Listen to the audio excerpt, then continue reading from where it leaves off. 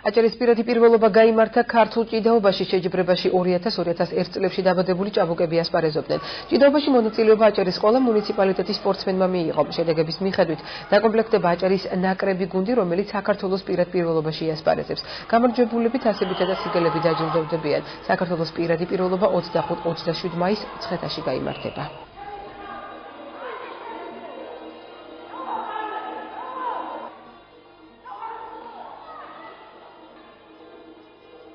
დღეს არის ქართული ჭიდაობის შეჯიბრება, აჭარის ჩემპიონატი. მე მაქვს ამ შეჯიბრებაში მიღებული მონაწილეობა, მესამე დღებულობ უკვე ამ შეჯიბრებაში მონაწილეობას. სულ არის 3 ბავშვი, ძალიან ძლიერი მეტოქეები მყავს და შევეცდები რომ გავიმარჯვო. დღევანდელი ღონისძიება 8 წონით კატეგორიაში ტარდება.